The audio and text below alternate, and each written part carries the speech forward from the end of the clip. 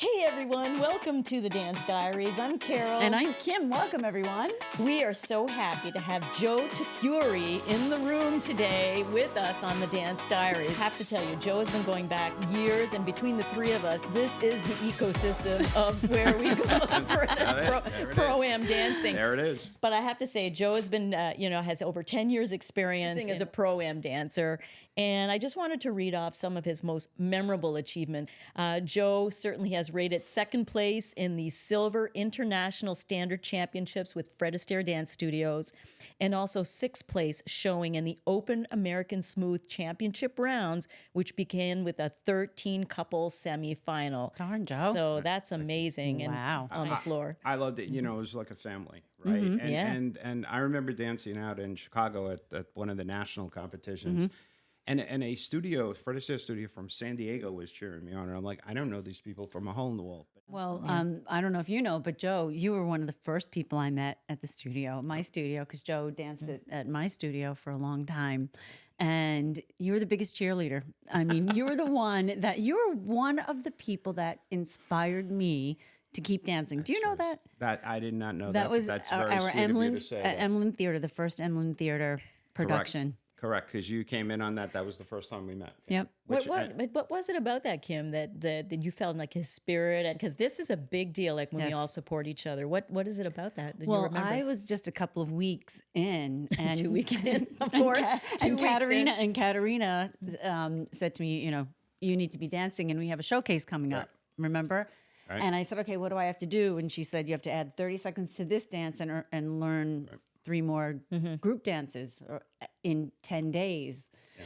And you guys were well into it. And I showed up at the studio on a Saturday. I didn't know anybody. I'm like, and then I think I only had one more rehearsal at the studio before we went to Emmeline. Right. And behind stage, I'm like, can you guys help me? And Joe was one. He's like, yeah, and helping me with like the group stuff and everybody. But in your years beyond the Emmeline Theater, which is a lot of the show dance stuff and the things we do all together, what hooked you? Because once you're I was reading this, and you went from I don't want to buy any shoes or shirts or anything to training like a dance sport, 24/7.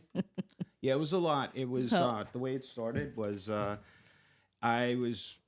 that's my wife Beth, her birthday was in October, and I was you get all different gifts, and she always wanted to dance. When we were at a wedding, it wouldn't be great, we saw older couples, if you could just get up and do that. So I walk in there, every and woman's dream, by the way, right? Fred Astaire and in Emma Marinick, and you went in kicking and screaming, basically. Yeah, I just said, Leah, what is this package? And it's starter, and then you can, okay, great. So I give it to Beth, and I said, and I bring it up, and I go, are we ever going to take advantage and use this packet, starter packet? So she decides we're going to go on Valentine's Day. And we started taking, couples lessons and working together. And Beth is an incredible dancer. We were doing it a while, and then we, and once you do like in a rumba, you do a little box step or whatever, and then, your sense of accomplishment's kind of high. And, So then we kept doing it, and we signed up for another 10 and another 10 and another 10. And then the owner came over and said, you seem to really like this. And we could break off, and I could work with Joe, and then I could give you an experienced teacher, male instructor. And, Joe will learn more to lead and, go that route. So that's how it happened. And then it was... then there was we have a showcase. Of course there's a showcase. What do you mean? And I'm like, what? And I don't have any of this stuff. And she goes, well, what do you enjoy doing? I said, well, I'm a Civil War reenactor. And she goes, well, maybe we could do a waltz to that. And we put that together. Smart. We did it to the Ashokan Farewell from the the Ken Burns series, right? Which is one of my favorite songs. And when I review the tape and look at this, it's I'm walking around the floor for 1:35, right? I'm not doing anything, and my instructor is doing everything. And then it was after that, there's a competition. What do you mean a competition? And if you could show, it's for beginners, and we go to this place, and we. Was it a separate competition for beginners? Did they do that back then? I think they mixed it. I think they were actually. I think they did have a beginners at newcomers ball, right? And we were on the floor, and I remember dancing, and I remember this one guy comes plowing into me, and he then walked off the floor, and I, was kind of were there a lot of people? No, there weren't. There were actually He plows into you. We were doing a foxtrot, and the guy's like, and then he like hurried off the floor and just sat down in the corner, Right. and he never came back on the floor. And I didn't enjoy the experience of getting knocked into. I enjoyed the experience of getting out there and being on the floor. Oh, yeah. And, I had a very long career in ad sales, and I like being in the front of the room, right? And so when you're on a dance floor, you want you want the attention. Of course you do. And you want, right. But that's why, if you like to compete, Yep. you got to want the ball, right? You got to be out there, and getting noticed is a big thing. That's the way you dress and all of that. So we did that. And then there was, I think we went to, Beth and I were talking about this last night. I think we went to Las Vegas like a year and a half in. So they hooked you to Las Vegas. Right. We in a had year. and we had absolutely no business being on that floor. We had no idea what we were doing. And, Wait, were you dancing with Beth? No, I was dancing. With Meg. Beth and I did a little pro-am, amateur couple. Sorry, AC. Nice. We did that a couple of times, but there wasn't a lot of competition with that, and that was one of the things when you ladies have a tremendous amount of competition. Well, the guys don't, right? So I'd be in the B division, and there's 3 guys, and you do whatever. Right. And it was it was a very difficult thing to kind of gauge your progress. So that's why I started doing the championship rounds. And people are saying, well, why are you doing that, Joe? You're throwing your money away because the women are in the championship round. And I just said, well, isn't that the way to really measure it? Because That's right. they That's have right, the 'cause advantage you're with the male competing. pros, right? And I'm supposed to be leading the my professional partner. And that's how I gauged myself. And I kept doing that. And it was the best thing that I ever did, because it gave me a read. If you're preparing for weeks and months for a competition, you want the payoff. How much did I grow since the last one? And there may be different people in the competition or whatever. Because we're going against people, but we're dancing for ourselves, right? Correct. You're going on that floor. You're trying to get everything that you practiced on for weeks, for months. And what's the formula? If we get 75% of that on a comp floor, right. because it's great practicing at the studio. Right. 25% of it goes out Right. the window because Right. of nerves. Right. And also, maybe it's us. Maybe you're on the floor with your partner, and whatever, maybe it's 2 or 3.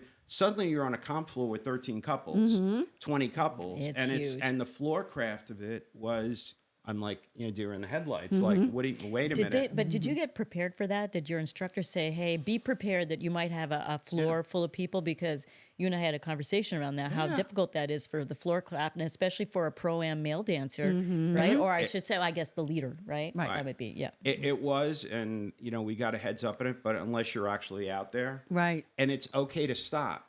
Right, it's okay Yeah, to if stop. you don't wanna have a collision. Let somebody go by, and what we're doing as the male, the amateur.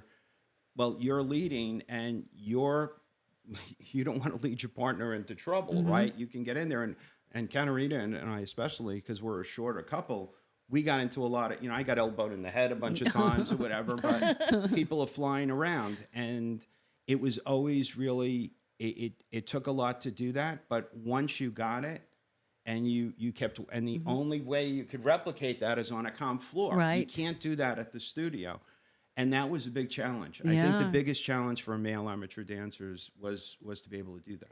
So That's so Carol interesting. and I were talking Yeah. about this the other night. I forget when it was, Carol, right? About being an amateur male and having the pro female, right? When you're on the competition floor, how much does the pro female actually lead the amateur male?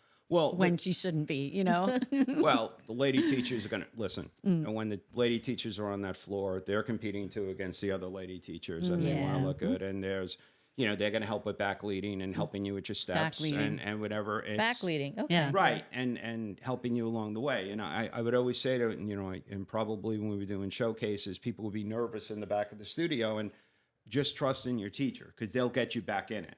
Yeah. Because there will be that time where you I have blank. seen that. Yeah, Right. you can see as a spectator sometimes. Right. and that's anyone. It could be your whether you're a male or a female pro or the other way around. But yes, you do occasionally say getting back on track. And we put so much pressure on you to do that. And I was at a Dancing with the Stars show and whatever, and one of the guys like totally misses the routine, and he just pops into the next thing. And Beth goes to me, "Do you see how they miss it? Nobody's going to shoot you if you miss a step." Right. But I was very intent on training for this and competing. And at the beginning, it was very, very difficult for me to smile. Right. Well, because we're thinking. Yeah. You're thinking. Right. I'm thinking. Is and it? whatever. But is it thinking or the floor craft? Like It's to both. navigate. Do I have the steps down right? Right? Am I doing this right? Wait a minute. What's the next sequence? What are we doing here? Oh, I'm in the corner. Oh, I got a rock step to get out of it. Is that though with international standard? Was that your primary dance style? That's the one I danced 3. So I danced international standard, smooth, and rhythm. You did. Okay. I did all 3, and then I gravitated towards international standard, and I got the suit and everything.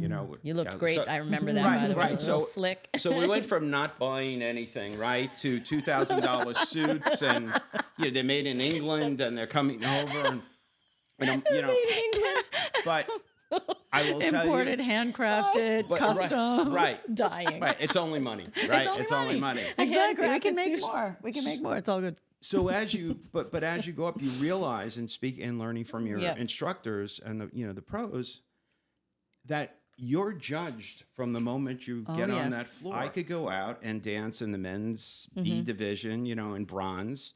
I can have dance pants, a vest, and a shirt and a tie, right? And smooth. Or if I'm really serious about this and want to get noticed, I'm going to get a suit. So I got a double-breasted, I think it was a double-breasted suit at that time. Or a velvet suit. Or another 2,000, A brocade something or other. Right. And then, but when you get out there, they're looking at you. Now, coming from an advertising background, there's a great slogan, right? Good advertising will kill a bad product. So if they look at you, well, you better be able to back it up. Otherwise, this is not a fashion show. But they know.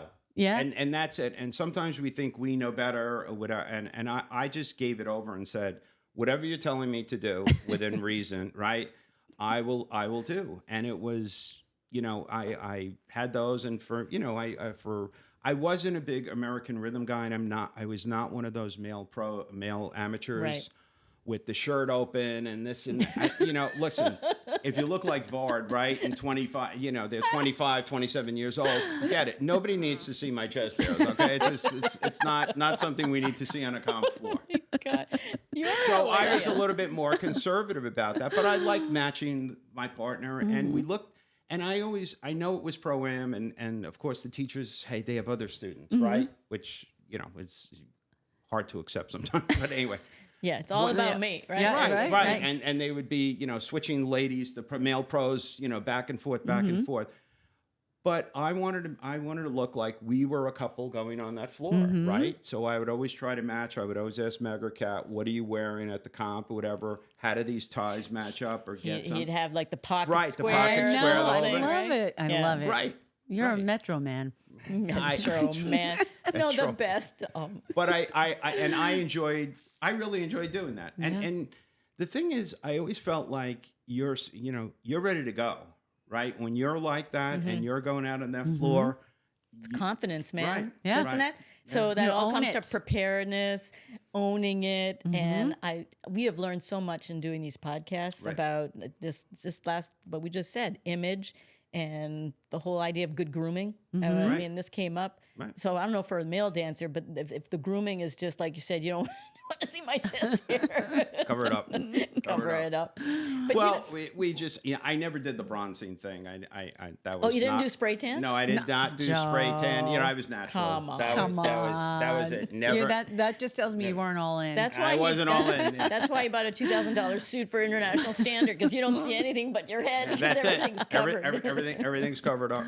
But it was. I always enjoyed that, and I told Katerina my favorite dance was Viennese waltz, because when we were dancing, you mentioned that Bart commented about Beth dancing on a cloud. When you're doing the Viennese waltz, Love Viennese waltz. it was it's like you're on a cloud. The If woman you're is in doing a it- beautiful if you're doing it the gown, right and way. you're in this. You know, it's like it's You either you disappear like you're on a cloud, Right. or you feel like you're dancing on a Right. cloud. There's something about that music and the tempo, the movement and the style. It is a special. When my mother, she was with us actually, at the Manhattan Dance Sport, and we had a table. We all sat together. Yes. So my mom came to that. Hi, Mom. And she was in love with the Viennese. pros doing the Viennese waltz. She had never experienced that. It was like an out-of-body Standard experience or for some American? standard yeah. with the panels and you know what I mean? Just the floats, the whole thing. Oh wow. Being a Civil War guy, right? That Victorian period, there's a certain carryover, right? And it takes you back to that, and it fit my personality the most. And I was never really a rhythm guy. And I was not that quick, and I danced it because Katerina was Rhythm US champion, yes. Yeah, right. She was a champ. She was a finalist. You know, whatever. So it was kind of a waste to be partnered. Work with her. And when you got out on the floor with her, it was just incredible. And I said to her, I even said to her last night, and I've said to her many times, so fortunate. I'd watch her in a comp with either Vard or Azamat, and I'm looking at this woman on the floor, and I'm saying, how do I get to dance with her, right? I am so fortunate that I get to compete with her. And, she was tough, but she got the best out of me. She knew what to do. Do you find that in the 10 years that you were doing the Pro-Am, did that evolve where there were male-only events during the time you were dancing, or has that just been recently where now there's such a big... there's more popularity with male dancers in the ballroom dance, competition circuit, and now they have like male-only competitions, like as in like heats.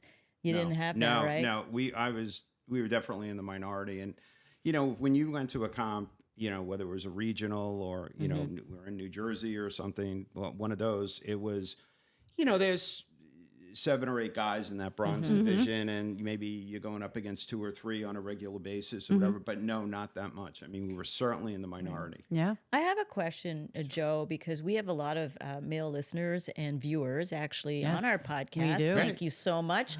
Press like and subscribe, people. Thank There you it very is. much. Don't forget, guys. I would love if you would give some tips to our male viewers on what really would transform being a male Pro-Am dancer, the things that you need to think about, maybe some top 5 tips that you have for them that would help evolve their dancing.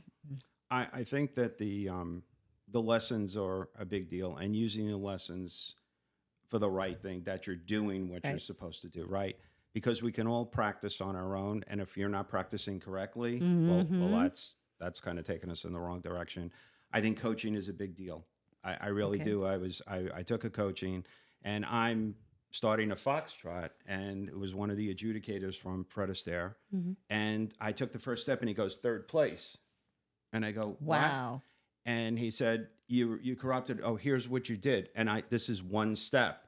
Joe, your head went forward. Joe, you collapsed. You went on top of the woman. You did, And this is right one away, step. he was like, right away. I'm looking at somebody else, Joe. 3rd, 4th, whatever. So I would say really be conscious about that, your posture, which taught me a great deal about it. Posture or frame? Same.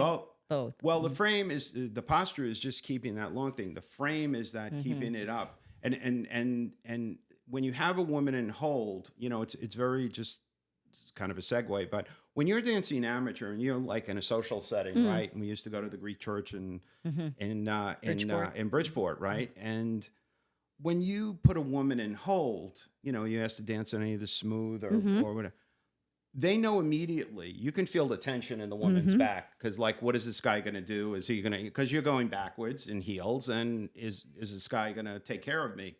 That's And- true. Right, and so Right. true. So if you about that. if you put a woman in hold, right, and you give her a good frame, because what's the whole thing? Where the frame and the woman is the picture, right?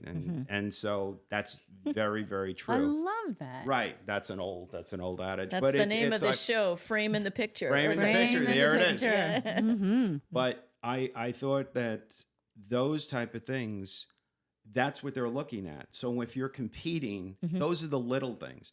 whether you choose to get a suit or you're going to wear a vest, whatever, you could wear a t-shirt and shorts. If you're if you're an incredible dancer, I'm Being- oversimplifying it, but you understand where I'm going with it. But I always thought to look the part, but those also trained for the ability to get through all of those heats, right? So what are you doing to Stamina. supplement the dancing? Because it could be, I used to do an hour and a half every day, 7 days a week. 7 days a week. Yeah, I used to dance 8:30 to 10 every night. And I always said it was practice. I don't have a lesson, it's practice. And I would come home, and I had a pretty demanding job at the time. Go home, have dinner, shower, and get over to the studio. And maybe there were 3 lessons, some nights. But I did that for a long time. You were And it really was- drinking the Kool-Aid. Oh, the Kool-Aid, two glasses down. But it paid off because you had the stamina to do it, to do it, and you were doing it correctly or trying to do it correctly. So I think those are, I really think those are keys. And listen to your instructor. Don't get in your head that you know any better, because you don't. You know nothing. Right. Why are they, and I always, it's a great point. Always when people are looking at, like when you dance a pro-am thing, or you dancing a dance, or you're doing a showcase or whatever, I would always have friends or family saying, and you come off the floor and they go, "Oh my God, we couldn't tell who the professional was." That is the hugest. I'm just going to say this. Let's get this on camera. That is the hugest insult to a professional dancer.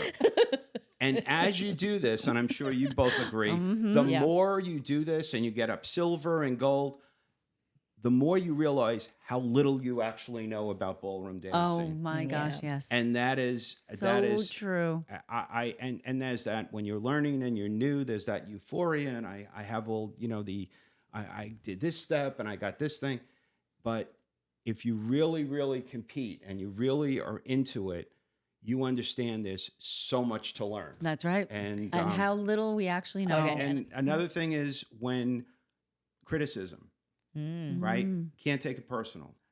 And True. if you've been coached in sports, and I was, and whatever was said to me by any dance instructor, coach, celebrity dancer, Tony Dovolani was doing it one time I had alluded to, and listen to what they're saying. They're not there to tell you, "Oh my God, you're incredible. Oh, Joe, you're the greatest dancer." Tony came in. Right. So he goes, "Okay, what are you doing?" I said, "It's a bolero," and he goes, "Okay, go."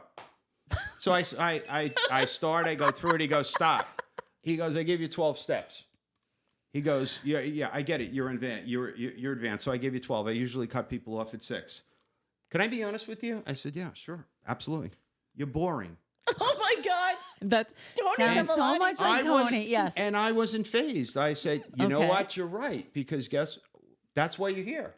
What did I do wrong?" He goes, "You got your steps. I know the choreography. You got that whole thing.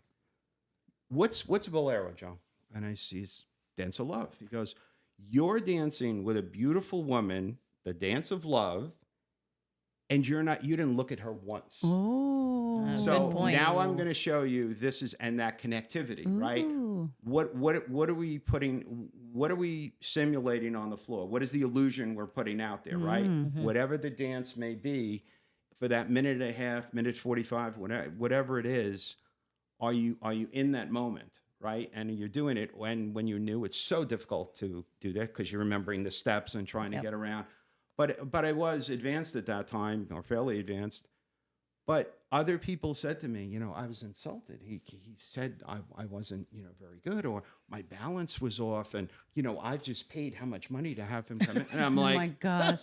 and I'm like, He's not were here. Were you ever coached? Yeah, right. I can go back to college and have my coach screaming at me for a Yeah, half yeah. hour about something. Hockey coach, right? Right. Yeah, exactly. So if you're really going to be into it, you got to be humble about it and say, these people know more about it than I do. And if I really want to be good at this, just shut up. Shut up and listen. Listen, pay the money and listen. Right. That's it. I like planning for coaching, though. I really, but there are ups and downs, because I think you're like, okay, I worked really hard for that. And I'm like, what do you mean it was uneventful or boring? Right? Because and that's not, I've heard that too.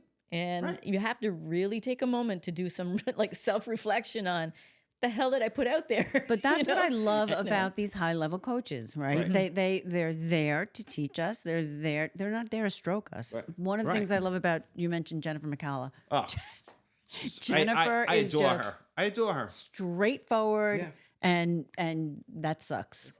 How about videos? Do you ever rewatch videos, or is that something that's it's part of frightening. your It's frightening? So you know what? Because I've had some of our listeners and viewers who are asking, you should have a podcast on what you do when people get fanatical about rewatching their videos over and over. So difference between coaching and seeing a video. What happens when you look at it? What's different about that experience? I'm going to immediately go and say, what didn't I do? Right. We talked about that in the corner. I'm supposed to, the heel pull was wrong, you know, and you start doing that. And I can anticipate, because when you do set routines, right, you know where you're doing certain moves on a floor. I'm in the corner, I'm in the middle, I'm cutting through, whatever. And you get to know that. And I think sometimes I think we all kind of do this a little bit, but you think you did so much better, or you may think you did a lot worse. Well, it's on tape. Right. And I always thought they were very valuable to break down. It's like game film, right? Yes, so right. we come back from the comp and you get a medal and, oh my God, I'm terrific. Whatever. Get a medal. And then Monday night, Monday night at 8:30, okay, let's go to the tape. Well, why are we paying for these things, right? Yep. You're paying for these to learn from them. Right. And they're going to be able to point stuff out. But I do find in practice, though, now when we go, I think now everybody's evolved. They all have like smartphones and all that. So if you do some video, it's kind of helpful if you don't have a coach. So you could at least spend some time seeing what you don't actually, you can't really always tell when you're always just practicing together. And I think the coach who's there is looking at a different perspective because of the teachers with you. They're not seeing certain things. You're big. I always remember you're big on having the video. Yes. You're taping your routines, or you're taping your practices and stuff, so you can critique them with your pro. And I think that's a great. It's a great way to do it. It's all how much you're into it too. That's right. Quick. But we were doing a showcase in the city at some club, and I've done this showcase 3 times, 4 times, and it's just a showcase thing that they had, right? And I get there, and one of the female pros from the city came over, and she just said, Joe, you're really looking great. Your movement is so, and I'm getting so full of myself. I forget the routine. I get out of yourself. I forget the routine. I am blanking. It is. I walked off, and then they, it's Joe and Meg. I'm off the floor. I'm upstairs in the dressing room, and I just said, I'm quitting. That's it. I'm done with this.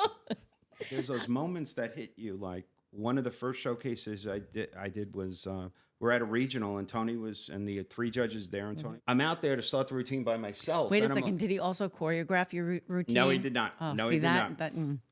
And I'm out there with this ridiculous zoot suit on and a black hat, and I'm like, what am I doing here? Like it hits you, like. I'm an ad sales guy or whatever, and why? That's the best. There's 400 people in this room, and I'm here on this floor at 11:35 at night with a zoot suit on, right? And it was incredible. And the next day, you know what he said to me at breakfast? Hey, Joe, that was a great jacket you had. He didn't say anything about the routine. Nothing. Great costume. Yeah, Joe, great jacket. Thank you very much. Yeah, there you go. Great jacket. Yeah, that was the it. best. What am I doing here at 11:35? You had an epiphany. You're just about to go on the floor. What am I doing? My God! What other show dance? You must have some show dance funnies for people. I mean, oh my God! The King and I that one was one of the better ones that I did. That was a long time ago, but it was so much fun. It was getting in character. And this woman, I found this woman at a novelty store, a costume store in the city. I found a woman at a Beth knows about this, so it's legit. And I needed something, and they didn't have it, and she goes, "Well, I can make that." And then the next meeting was the fabric, and we put this all together, and then novelty store. I'm not even going to go there. And then this thing cuts up the side, so we have to do these dance boots, right? Dance boots. Why? I didn't even want to buy the shoes. Now I'm buying dance boots. I go to try them on at World Tone. They order them special. I get them a couple of days You before know, the first show. of all, you know you've arrived as a dancer in this ecosystem if you show up at World Tone. Okay, Exactly. It's like, Show up at World Time, and I And they know you by name. right, right, and when Beth would go, like she was all into, and I said, this is just a way for women to buy more shoes. This place, and when I was not buying anything, so I get the boots. I put on one, great. I try to put on the other, it doesn't go on. And I pitch a fit. I am like, what are we going to do? And one of the owners, the one who came over, Joe, we had this on Dancing with the Stars with Emmett Smith. Anatomically, you know, your body parts are sometimes different. Your left calf is bigger than your right. I don't need logic here. I'm not dealing with logic. All I know is this boot doesn't fit. We have a shoemaker who does this, and he'll put a zipper and whatever. and off you go to the shoemaker. Right. So she says she measures it, gets it to the guy, come back tomorrow, have it. So we do a rehearsal. And I see that this, and I don't know the name of it, outfit, cuts up. Was it a skirt? On the side. It was a wrap that came up. It comes from the back and it wraps up and ties on each side. But I'm showing my leg and I said, this is the boot and my leg, this doesn't work. So my instructor says, well, you're just going to have to get tights. I mean, then you're really going. And I'm like, yeah, I'm on the deep end. I go, what? She goes, go up on Mamaroneck Avenue and go to the ladies' hosiery store and ask for tights. And I walk in like, unabashed. I just walk in there and I said, I need, black tights. And she said, what size is the 5'7", 180? I'm sorry, they're for me, and she kind of gave me an odd look and I put them and I wear tights for the first time and we do the routine and we're going to reprise it. And at a show at a regional, and my wife told me I had gotten a run. Ladies, you could appreciate this. We talked about it, right? I got a run in my tights. In your stockings. Yeah, it happens. It happens, right? It does, yeah. So I go and get another pair, and my wife, who's always correct, said, "Joe, you got to try them on because all tights fit differently. All stockings fit differently." And I'm with my assistant in the city, and she picks up, Joe, these are your size. This is going to be great. And we run off. We're at this comp, and Beth had bought me a backup pair and threw them in my bag. Love that. And once again, Beth. Shout out to Beth. Shout out to Beth. And I'm in the men's dressing room, this open room with all these male instructors, and I'm trying to put on these tights, and they won't go up over my knees. Male instructors. Oh my gosh! I have to get dressed. I have to go outside because I hear the heat's coming. We're 310 and it's 308. And Right. And I don't have my tights on right, yet. All right. So I have to go out there. You got to push this back. My tights are not fitting. I run back inside. I open the ones that my wife bought. What is the lesson? Always listen to your wife. There you go. Oh my God. What is something that stands out for you as one of your sort of greatest memories about being in that sort of ecosystem of the Pro-Am dance world? I think that the getting to that silver level was a big deal, right? Yeah. Because bronze, there's a lot of people, and you could stay in bronze for a long time, and it was getting up there and getting more challenging choreography, and then when you getting into those championship rounds, right? And when you start, no offense, ladies, cutting into the ladies, because if there's 13 or 16 in the semifinal, I used to love that when I do an even playing field with all the dancers. Yeah. As they're ticking down and it's a six couple final, and they're going down and it's sixth place and it's not you, and it's fine. Well, yeah.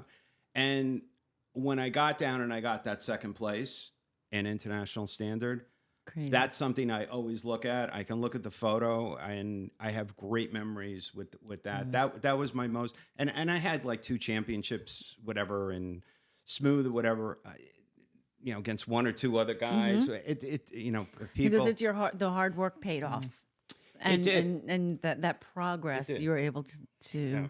Joe, where did you put your medal or your trophy? We often ask that. Where do you place those? I have one on my desk. I have others put away. We got a lot of medals and stuff like that. But I'm in real estate now. I've gotten a couple of awards, so I put those on. They're a little bit more topical right now. But I do have a Fred Astaire on my desk, and it's I always look back very fondly with that. And it was an incredible time. I really, really enjoyed the competitions. getting ready, traveling. You know, we were, and the friendships we made. Oh, right? yeah. We used to really enjoy it. It's like a destination, fun stuff, you know. Yeah. In the little, Those were and good I say the enterprise world of Pro-Am dancing, but you have new passions now and a new career. And tell our audience what you're up to. I, again, listened to my wife, and she said, you know, you really like helping people. Why didn't you get into real estate? We're going on, just coming up on 5 years. And I've been getting some awards the last few years. So I work out of Connecticut. I work Berkshire, Hathaway, just Home gonna say, Services. So I'm out of Stanford and Larchmont. So I'm licensed in both states. And What's your actual market? You know, single family residence.